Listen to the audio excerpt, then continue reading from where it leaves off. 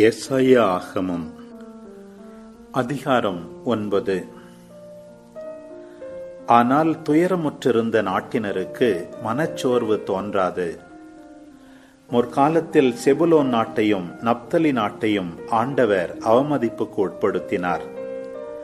பிற்காலத்திலோ பெருங்கடல் வழிப்பகுதி, யோர்தானுக்கு அப்பாலுள்ள நிலப்பரப்பு, பிற இனத்தார் வாழும் கலிலேயா நாடு ஆகிய பகுதிகளுக்கு மேன்மை வரச் செய்வார். காரிருளில் நடந்து வந்த மக்கள் பேரொளியை கண்டார்கள். சாவின் நிழல் சூழ்ந்துள்ள நாட்டில் குடியிருப்போர் மேல் சுடர் ஒளி உதித்துள்ளது. ஆண்டவரே, அந்த இனத்தாரை பல்கி பெருகச் செய்தீர். அவர்கள் மகிழ்ச்சியை மிகுதிப்படுத்தினீர். அறுவடை நாளில் மகிழ்ச்சியுறுவது போல் உம் திருமுன் அவர்கள் அகமகிழ்கிறார்கள். கொள்ளை பொருளை பங்கிடும் போது அக்களிப்பது போல் களி கோர்கிறார்கள். மிதியான் நாட்டுக்கு செய்தது போல அவர்களுக்கு சுமையாக இருந்த நுகத்தை நீர் உடைத்தெறிந்தீர். அவர்கள் தோளை புண்ணாக்கிய தடியை தகர்த்து போட்டீர். அவர்களை ஒடுக்குவோரின் கொடுங்கோலை ஒடித்தெறிந்தீர். அமளியொற்ற போர்க்களத்தில் போர் வீரன் அணிந்திருந்த காலணிகளும் இரத்த கரைபடிந்த ஆடைகள் அனைத்தும் நெருப்புக்கு இரையாக எரிக்கப்படும். ஏனெனில் ஒரு குழந்தை நமக்கு பிறந்துள்ளார், ஓர் ஆண்மகவு நமக்கு தரப்பட்டுள்ளார். ஆட்சி பொறுப்பு அவர் தோள் மேல் இருக்கும். அவர் திருப்பெயரோ வியத்தகு ஆலோசகர், வலிமை மிகு இறைவன், என்றுமுள்ள தந்தை, அமைதியின் அரசர் என்று அழைக்கப்படும். அவரது ஆட்சியின் உயர்வுக்கும் அமைதி நிலவும் அவரது அரசின் வளர்ச்சிக்கும் முடிவு இராது. தாவீதின் அரியணையில் அமர்ந்து தாவீதின் அரசை நிலைநாட்டுவார். இன்று முதல் என்றென்றும் நீதியோடும் நேர்மையோடும் ஆட்சி புரிந்து அதை நிலைபெயராது உறுதிப்படுத்துவார். படைகளின் ஆண்டவரது பேரார்வம் இதை செய்து நிறைவேற்றும். யாக்கோபுக்கு எதிராக ஓர் வார்த்தையை ஆண்டவர் அனுப்பியுள்ளார். அது இஸ்ராயேல் மேல் இறங்கி தன் செயலை செய்யும். எப்ராயிமியர், சமாரியாவின் குடிகள் ஆகிய அனைத்து மக்களும் இதை அறிந்து கொள்வார்கள். செருக்கினாலும் இதயத்தில் எழும் இருமாப்பினாலும் அவர்கள் சொல்லுவதாவது: செங்கல் கட்டடம் இடிந்து வீழ்ந்தது, எனினும் செதுக்கிய கற்களால் நாங்கள் கட்டி எழுப்புவோம். காட்டத்தி மரங்கள் வெட்டி வீழ்த்தப்பட்டன, எனினும் அவற்றிற்கு பதிலாக கேதுரு மரங்களை வைப்போம். ஆதலால் ஆண்டவர் ரட்சீனின் அதிகாரிகளை அவர்களுக்கு எதிராய் கிளர்ந்தெழச் செய்தார். அவர்கள் பகைவரை தூண்டிவிட்டார். கிழக்கிலிருந்து சிரியரும் மேற்கிலிருந்து பெலிஸ்தியரும் வந்தார்கள். தங்கள் வாயை விரிவாய் திறந்து இஸ்ராயேலரை விழுங்கிவிட்டார்கள். இவையெல்லாம் நடந்தும் அவரது சீற்றம் தணியவில்லை. ஓங்கிய அவரது சினக்கை இன்னும் அடங்கவில்லை. தங்களை நொறுக்க வைத்தவரிடம் மக்கள் திரும்பவில்லை. படைகளின் ஆண்டவரை தேடவும் இல்லை. ஆதலால் ஆண்டவர் இஸ்ராயேலில் உயர்ந்தோர் முதல் தாழ்ந்தோர் வரை அனைவரையும், ஒலிவ மர கிளையையும் நாணலையும் ஒரே நாளில் வெட்டி வீழ்த்துவார். முதியவரும் மதிப்புமிக்கவருமே உயர்ந்தோர், பொய்யை போதிக்கும் இறைவாக்கினரோ தாழ்ந்தோர். இந்த மக்களை வழிநடத்தியோர் அவர்களை நெறிபிறழச் செய்தனர். அவர்களால் வழிநடத்தப்பட்டவரோ அழிந்து போயினர். ஆதலால் அவர்களுடைய இளைஞரை குறித்து என் தலைவருக்கு மகிழ்ச்சி இல்லை. அவர்களிடையே வாழும் திக்கற்றோர் கைம்பெண்கள் மேல் இரக்கம் காட்டவில்லை. அவர்கள் அனைவரும் இறைப்பற்று இல்லாதவர்கள், தீச்செயல் புரிபவர்கள். எல்லாரும் மதிகேட்டையே பேசினர். இவையெல்லாம் நடந்தும் அவர் சீற்றம் தணியவில்லை. ஓங்கிய அவரது சினக்கை இன்னும் அடங்கவில்லை. கொடுமை தீயை போல் கொழுந்துவிட்டு எரிந்தது. அது முட்புதர்களையும் நெருஞ்சி முள்களையும் தீய்த்துவிட்டது. காட்டின் அடர்ந்த பகுதிகளை அது கொளுத்திவிட்டது. அதனால் புகை மண்டலம் சுழன்று மேலே எழுந்தது. படைகளின் ஆண்டவரது சினத்தால் நாடு நெருப்புக்கு இரையானது. மக்கள் நெருப்புக்கு விறகை போல் ஆனார்கள். ஒருவரும் தம் அடுத்திருப்பாரை விட்டு வைக்கவில்லை. அவர்கள் வலப்புறம் காண்பனவற்றை பிடுங்கி தின்றும் பசி அடங்கவில்லை. இடப்புறம் இருப்பனவற்றை எடுத்து விழுங்கியும் மனம் நிறைவடையவில்லை. ஒவ்வொருவரும் தம் குழந்தையின் சதையை கூட தின்றனர். மனாசே குடும்பத்தார் எப்ராயிம் குடும்பத்தாரையும், எப்ராயிம் குடும்பத்தார் மனாசே குடும்பத்தாரையும் கொன்று தின்றனர். இரு குடும்பத்தாரும் ஒன்று சேர்ந்து யூதாவின் மேல் பாய்ந்தனர். இவையெல்லாம் நடந்தும் அவரது சீற்றம் தணியவில்லை. ஓங்கிய அவரது சினக்கை இன்னும் மடங்கவில்லை. எசாயா ஆகமம் அதிகாரம் 10. அநீதியான சட்டங்களை ஏற்றுவோர்க்கு ஐயோ கேடு. மக்களை ஒடுக்குகின்ற சட்டங்களை எழுதி வருவோருக்கு ஐயோ கேடு. அவர்கள் ஏழைகளுக்கு நீதி வழங்காமல் அவர்கள் உரிமையை மறுக்கின்றார்கள். எம் மக்களுள் எளியோரின் உரிமையை அவர்கள் திருடுகின்றார்கள். கைம்பெண்களை கொள்ளை பொருளாய் எண்ணி சூறையாடுகிறார்கள். திக்கற்றோரை இரையாக்கிக் கொள்கின்றார்கள். தண்டனை நாளில் என்ன செய்வீர்கள்? தொலைநாட்டிலிருந்து அழிவாகிய சூறை காற்று வரும்போது என்ன ஆவீர்கள்? உதவி நாடி யாரை தேடி ஓடுவீர்கள்? உங்கள் செல்வங்களை எங்கே வைத்துவிட்டு செல்வீர்கள்? கட்டுண்ட கைதிகளிடையே தலை கவிழ்ந்து வருவீர்கள். இல்லையேல் வெட்டுண்டு மடிந்தோரிடையே வீழ்வீர்கள். இதிலெல்லாம் ஆண்டவரின் சீற்றம் தணியவில்லை. ஓங்கிய அவரது சினக்கை இன்னும் மடங்கவில்லை. அசீரிய நாடு சினத்தில் நான் பயன்படுத்தும் கோல் அது. தண்டனை வழங்க நான் ஏந்தும் தடி அது. இறைப்பற்றில்லா நாட்டினருக்கு அந்நாட்டை நான் அனுப்புகிறேன். எனக்கு சினமூட்டின மக்களை நொறுக்க அதற்கு ஆணை கொடுக்கிறேன். அம்மக்களை கொள்ளையிடவும் அவர்கள் பொருள்களை சூறையாடவும் தெருவில் கிடக்கும் சேற்றை போல அவர்களை மிதித்து போடவும் அதற்கு கட்டளை தருகிறேன். அசீரிய அரசன் நினைப்பதோ வேறு, அவனது உள்ளத்தில் எழும் திட்டங்கள் வேறு. மக்களினங்கள் அழிந்து நாசமாவதை தன் இதயத்தில் எண்ணுகிறான். பல்வேறு இனத்தாரையும் வெட்டி வீழ்த்த அவன் விரும்புகிறான். அவன் இருமாப்புடன் சொல்வதாவது: என் படைத்தலைவர்கள் ஒவ்வொருவரும் ஓர் அரசர் அல்லவா? கல்நேர் நகர் கர்சுமிசு நகர் போன்றதல்லவா? ஆமாத்து நகர் அர்பாது நகருக்கு இணையல்லவா? சமாரியா நகர் தமஸ்கு நகரை ஒத்ததல்லவா? சிறப்பு வாய்ந்த சிலை வணங்கும் அரசுகள் வரை என் கை எட்டியிருக்கின்றது. அந்நாட்டுச் சிலைகள் எருசலேம் சமாரியா நகர் சிலைகளை விட எண்ணிக்கையில் மிகுதி. சமாரியாவையும் அதில் உள்ள சிலைகளையும் அழித்து பாழ்படுத்தியவன் நான். இப்படி இருக்க எருசலேமுக்கும் அதன் மக்கள் வழிபடும் சிலைகளுக்கும் அவ்வாறே செய்ய மாட்டேனோ?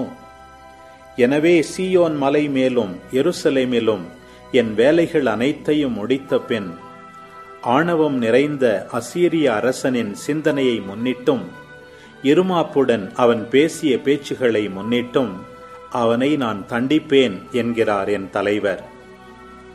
ஏனெனில் அவன் இவ்வாறு சொன்னான்: என் கைவலிமையாலே நான் அதை செய்து முடித்தேன். என் ஞானத்தாலும் அறிவு கூர்மையாலும் அதற்கு திட்டங்கள் தீட்டினேன். மக்களினங்கள் தங்களிடையே வைத்துள்ள எல்லைகளை அகற்றினேன். அவர்களுடைய கருவூலங்களை சூறையாடினேன். அரியணையில் வீற்றிருந்தோரை ஒரு காளை மிதிப்பது போல் மிதித்து போட்டேன். குருவி கூட்டை கண்டுபிடிப்பது போல் என் கை மக்களினங்களின் செல்வங்களை கண்டு எடுத்து கொண்டது. புறக்கணித்த முட்டைகளை ஒருவன் பொறுக்கி எடுப்பது போல் நாடுகள் யாவற்றையும் ஒருங்கே சேர்த்து கொண்டேன்.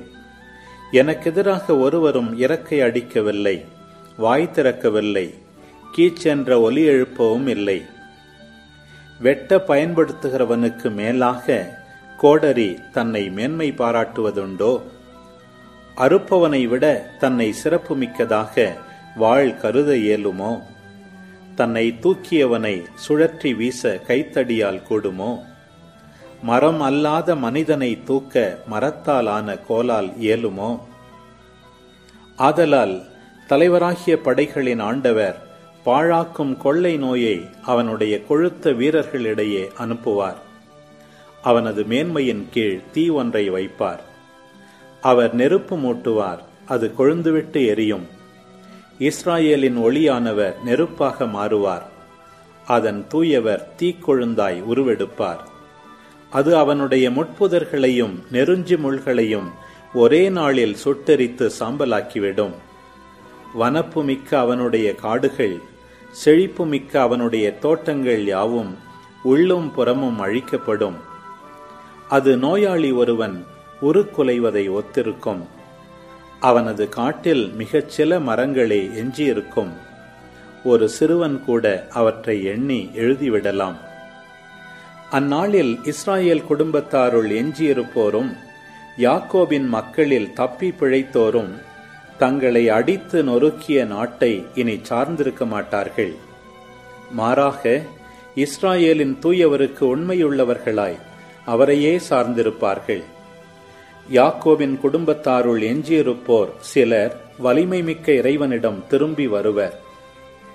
இஸ்ராயேலே, இப்பொழுது உன் மக்கள் கடற்கரை மணலை போல் இருப்பினும் அவர்களுள் எஞ்சியிருப்போரே திரும்பி வருவர். அழிவு நெருங்கி வந்தாயிற்று, அழிவு வருவது தீர்ப்பாயிற்று. பொங்கி வரும் இறை நீதி இதனால் வெளிப்படும். ஏனெனில் என் தலைவராகிய படைகளின் ஆண்டவர் தாம் ஆணையிட்டபடியே நாடு முழுவதிலும் அழிவை கொண்டு வருவார். என் தலைவராகிய படைகளின் ஆண்டவர் கூறுவது இதுவே: சீயோனில் வாழ்கின்ற என் மக்களே, எகிப்தியர் முன்பு செய்தது போல் அசீரியன் தடியால் உங்களை அடிக்கும் போதும் கோலை உங்களுக்கு எதிராய் ஓங்கும் போதும் நீங்கள் அஞ்சாதீர்கள். ஏனெனில் இன்னும் கொஞ்ச காலத்திற்குள் உங்கள் மேல் கொண்ட என் கடும் சினம் தணிந்துவிடும். அப்பொழுது அசீரியர்களை அழிக்குமாறு அது திசை திரும்பும். ஒரே பாறை அருகில் முன்பு மிதியானியரை அடித்து வீழ்த்தியது போல் படைகளின் ஆண்டவர் அவர்களுக்கு எதிராக ஒரு சாட்டையை எடுப்பார். எகிப்தியரை அழிக்க செங்கடல் மீது தமது கோலை ஓங்கினது போல அவர்களுக்கு எதிராய் தம் கோலை ஓங்குவார். அந்நாளில் நீங்கள் கொழுமை அடைவீர்கள். உங்கள் தோள் மேல் அவன் வைத்த சுமை அகற்றப்படும். உங்கள் கழுத்திலுள்ள அவனது நுகத்தடி உடைத்தெறியப்படும். பகைவன் ஐயாத்துக்கு எதிராக போர் தொடுத்துள்ளான். அவன் மிக்ரோனை கடந்து வந்துவிட்டான். மிக்மாசிலே தன் மூட்டை முடிச்சுகளை வைத்திருக்கிறான். கணவாயை அவர்கள் கடந்து விட்டார்கள். கேபாவில் தங்கி இரவை கழிக்கிறார்கள். ராமா நகரின் மக்கள் அஞ்சி நடுங்குகின்றார்கள். சவுலின் நகரான கிபையாவில் உள்ள மக்கள் ஓட்டமிடுகின்றார்கள். பெத்தலீம் மக்களே, கூக்குரலிடுங்கள். லாயிசா மக்களே, உற்று கேளுங்கள். அனத்தோத்தின் மக்களே, மறுமொழி கூறுங்கள். மத்மேனா மக்கள் ஓட்டம் பிடிக்கிறார்கள். கெபிமினில் வாழ்வோர் புகலிடம் தேடி ஓடுகிறார்கள். இன்றே அப்பகைவன் நோபு நகரில் தங்குவான். அங்கிருந்து மகள் சீயோனின் மலைக்கும் எருசலேமின் குன்றிற்கும் எதிராக கையை ஓங்கி அசைப்பான். நம் தலைவராகிய படைகளின் ஆண்டவர் அச்சுறுத்தும் ஆற்றலால் கிளைகளை வெட்டி வீழ்த்துவார். உயர்ந்தவற்றின் கிளைகள் துண்டிக்கப்படும். செருக்குற்றவை தாழ்த்தப்படும். நிமிர்ந்து நிற்பவை தரைமட்டமாக்கப்படும். அடர்ந்த காட்டை அவர் கோடரியால் வெட்டி வீழ்த்துவார். லெபனோன் தன் உயர்ந்த மரங்களுடன் தரையிலே சாயும். தோபித்து ஆகமம் அதிகாரம் 10. இதற்கிடையில் மேதியாவுக்கு சென்று திரும்ப எத்தனை நாள்களாகும் என்று ஒவ்வொரு நாளும் தோபித்து எண்ணிக்கொண்டிருந்தார்.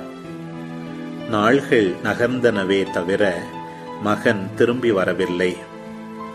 ஒருவேளை அங்கு தாமதமாகிவிட்டதோ, கபேல் இறந்திருப்பாரோ, தோபியாவுக்கு பணம் கொடுக்க யாரும் இல்லையோ என்றெல்லாம் எண்ணி கவலை கொள்ளத் தொடங்கினார்.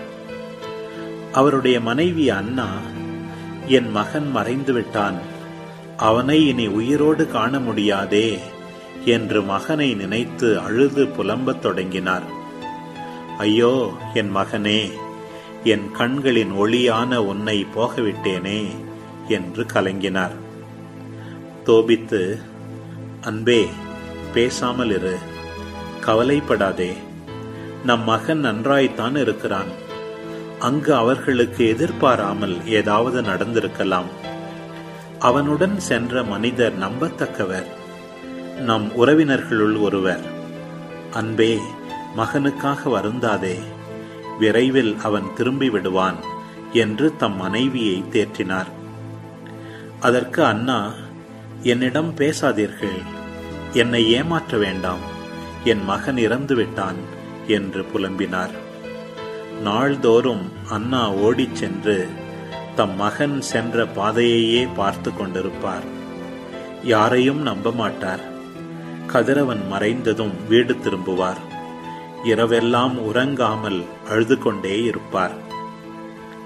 ரகுவேல் தாம் உறுதியிட்டு கூறியிருந்தவாறு தம் மகளுக்காக வழங்கிய 14 நாள் விருந்து நிறைவு பெற்றது. பின் தோபியா அவரிடம் சென்று, என்னை போகவிடுங்கள், என் தந்தையும் தாயும் என்னை மீண்டும் காணலாம் என்னும் நம்பிக்கையை இதற்குள் இழந்திருப்பார்கள் என அறிவேன். இப்பொழுது என் தந்தையிடம் செல்ல விடையளிக்குமாறு உங்களை வேண்டுகிறேன். மாமா, என் நிலையில் நான் அவரை விட்டு வந்தேன் என்று உங்களுக்கு நான் ஏற்கனவே கூறியுள்ளேன் என்றார்.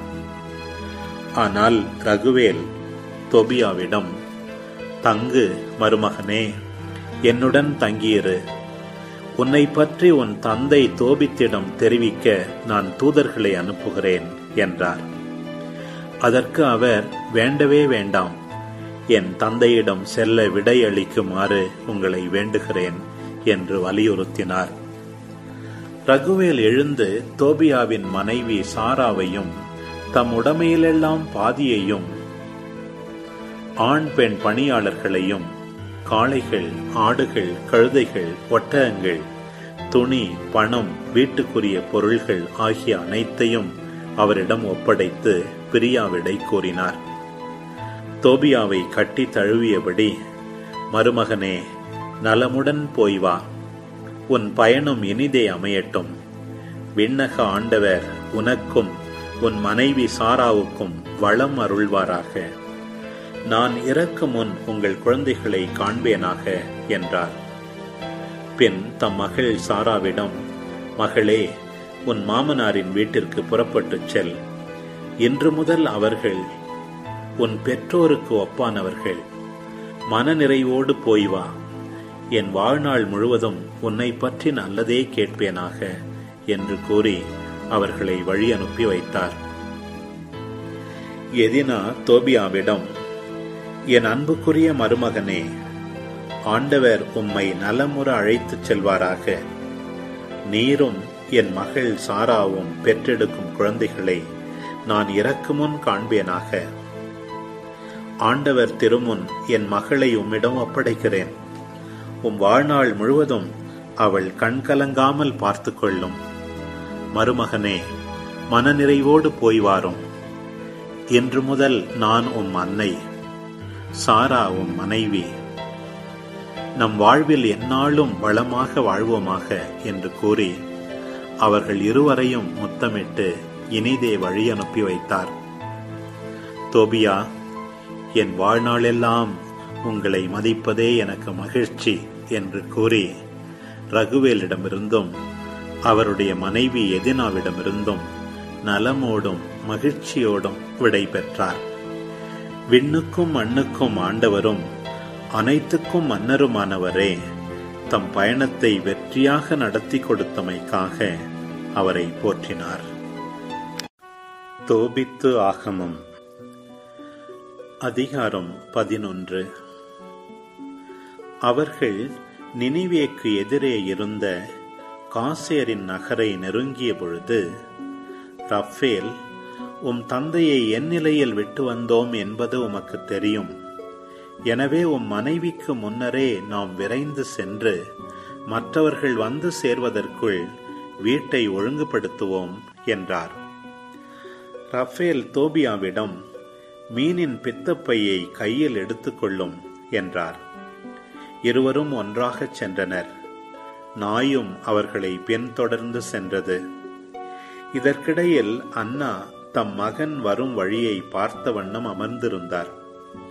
மகன் வருவதைக் கண்டு தம் கணவரிடம், உம் மகன் வருகிறான், அவனுடன் சென்றவரும் வருகிறார் என்றார்.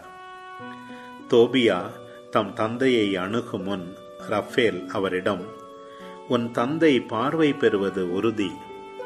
அவருடைய கண்களில் மீனின் பித்தப்பையை தேய்த்துவிடும். அது அவருடைய கண்களில் உள்ள வெண்புள்ளிகள் சுருங்கி உரிந்து விழச் செய்யும். உம் தந்தை பார்வை பெற்று ஒளியை காண்பார் என்றார். அன்னா ஓடி வந்து தம் மகனை கட்டிப்பிடித்து கொண்டு, மகனே, உன்னை பார்த்துவிட்டேன், இனி நான் இறக்கலாம் என்று கூறி மகிழ்ச்சி கண்ணீர் வடித்தார். தோபித்து எழுந்து தடுமாறியவாறு முற்றத்தின் கதவு வழியாக வெளியே வந்தார். தோபியா அவரிடம் சென்றார். அவரது கையில் மீனின் பித்தப்பை இருந்தது. தம் தந்தையை தாங்கியவாறு அவருடைய கண்களில் ஊதி, கலங்காதீர்கள் அப்பா என்றார். பிறகு கண்களில் மருந்திட்டு தம் இரு கைகளாலும் அவருடைய கண்களின் ஓரத்திலிருந்து படலத்தை உரித்தெடுத்தார். தோபித்து தம் மகனை கட்டி பிடித்து கொண்டு மகிழ்ச்சி கண்ணீர் வடித்தவாறே, என் மகனே, என் கண்ணின் ஒளியே, உன்னை பார்த்துவிட்டேன் என்றார். கடவுள் போற்றி, அவரது மாபெரும் பெயர் போற்றி, அவருடைய தூய வானதூதர் அனைவரும் போற்றி, அவரது மாபெரும் பெயர் நம்மை பாதுகாப்பதாக, எல்லா வானதூதரும் என்றென்றும் போற்றி. கடவுள் என்னை தண்டித்தார், இப்போதோ என் மகன் தோபியாவை நான் காண்கிறேன் என்று கடவுளை போற்றினார். தோபியா அக்களிப்புடன் கடவுளை வாயார புகழ்ந்து கொண்டே வீட்டிற்குள் நுழைந்தார். தம் பயணத்தை வெற்றியாக முடித்துவிட்டதாகவும் பணத்தை திரும்ப பெற்றுவிட்டதாகவும் ரகுவேலின் மகள் சாராவை மனம் புரிந்து கொண்டதாகவும் அவள் நினிவேயின் வாயில் அருகில் வந்து கொண்டிருப்பதாகவும் தம் தந்தையிடம் கூறினார். தோபித்து அக்களிப்புடன் ஆண்டவரை புகழ்ந்து கொண்டே தம் மருமகளை சந்திக்க நினிவேயின் வாயிலுக்கு சென்றார். நினிவே மக்கள் அவர் செல்வதையும் யாருடைய உதவியுமின்றி திடமாக நடப்பதையும் கண்டு வியந்தார்கள். தம் கண்களை திறந்ததன் வழியாக கடவுள் தம்மீது எத்துணை இரக்கம் காட்டியுள்ளார் என்று தோபித்து அவர்கள் முன் அறிக்கையிட்டார்.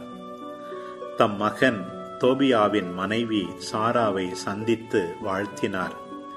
மருமகளே, உன்னை எங்களிடம் கொண்டு வந்து சேர்த்த உன் கடவுள் போற்றி. மருமகளே, உன் தந்தை வாழ்க.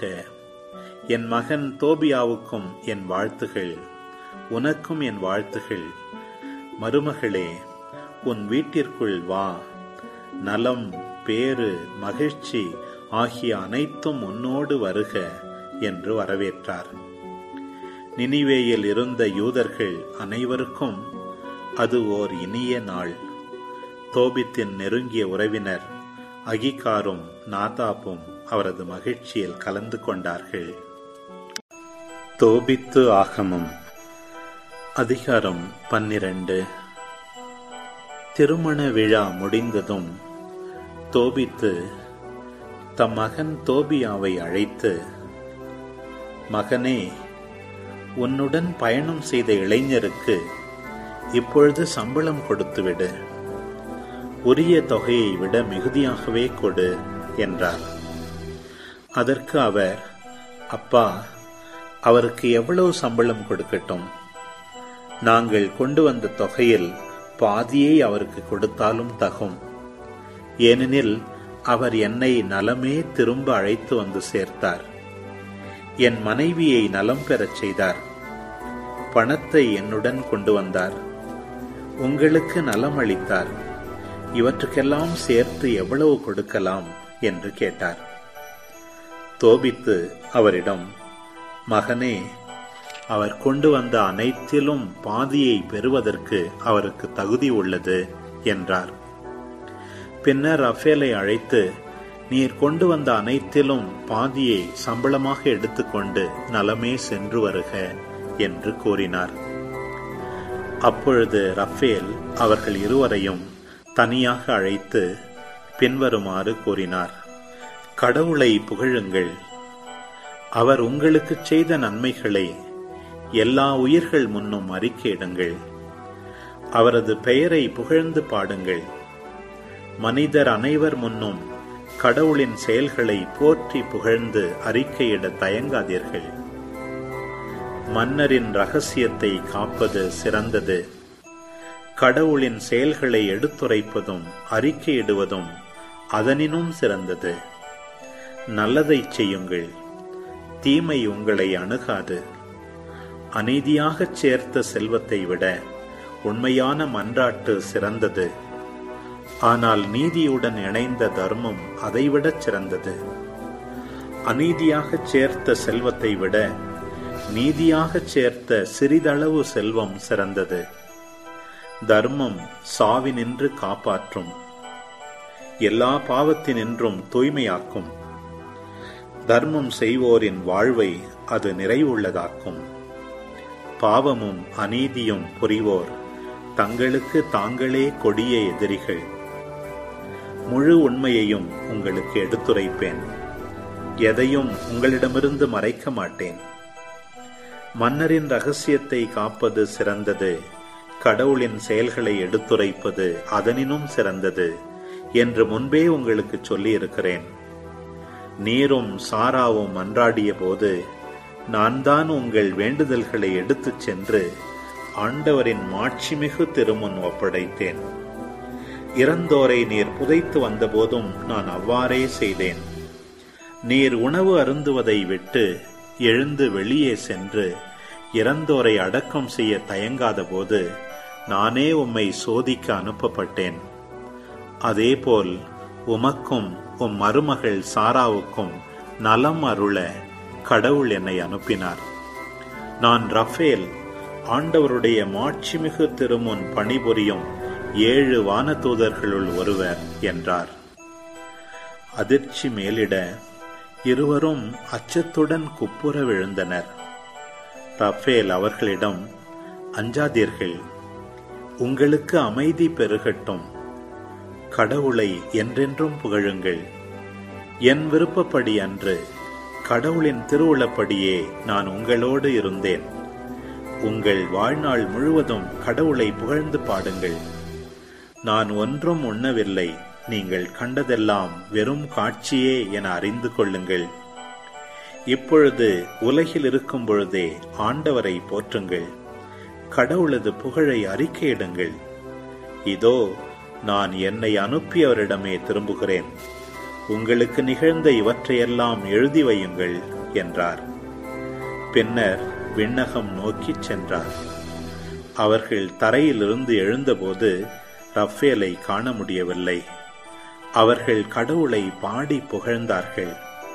கடவுளின் தூதர் அவர்களுக்கு தோன்றி ஆற்றிய மாபெரும் செயல்களுக்காக கடவுளின் புகழை அறிக்கையிட்டார்கள். நீதிமொழிகள் அதிகாரம் 10. சாலமோனின் நீதிமொழிகள். ஞானமுள்ள பிள்ளைகள் தம் தந்தையை மகிழ்விக்கின்றனர். அறிவற்ற மக்களோ தம் தாய்க்கு துயரமளிப்பர். தீய வழியில் ஈட்டிய செல்வம் பயன் தராது. நேர்மையான நடத்தையோ சாவுக்கு தப்புவிக்கும். நல்லாரை ஆண்டவர் பசியால் வருந்த விடார். ஆனால் பொல்லார் விரும்புவதை அவர்களுக்கு கொடுக்க மாட்டார். வேலை செய்யாத கை வறுமையை வருவிக்கும். விடாமுயற்சியுடையோரின் கையோ செல்வத்தை உண்டாக்கும். கோடை காலத்தில் விளைச்சலை சேர்த்து வைப்போர் மதியுள்ளோர். அறுவடை காலத்தில் தூங்குவோர் இகழ்ச்சிக்குரியர். நேர்மையாளர் மீது ஆசி பொழியும். பொல்லார் பேச்சிலோ கொடுமை மறைந்திருக்கும். நேர்மையாளரை பற்றிய நினைவு ஆசி விளைவிக்கும். பொல்லாரின் பெயரோ அழிவுறும். ஞானமுள்ளோர் அறிவுரைகளை மனமாற ஏற்பர். பிதற்றும் மூடரோ வீழ்ச்சியுறுவர். நாணயமாக நடந்து கொள்வோர் இடையூறின்றி நடப்பர். கோணலான வழியை பின்பற்றுவோரோ வீழ்த்தப்படுவர். தீய நோக்குடன் கண்ணடிப்போர் தீங்கு விளைவிப்பர். பிதற்றும் மூடரோ வீழ்ச்சியுறுவர். நல்லாரின் சொற்கள் வாழ்வளிக்கும் ஊற்றாகும்.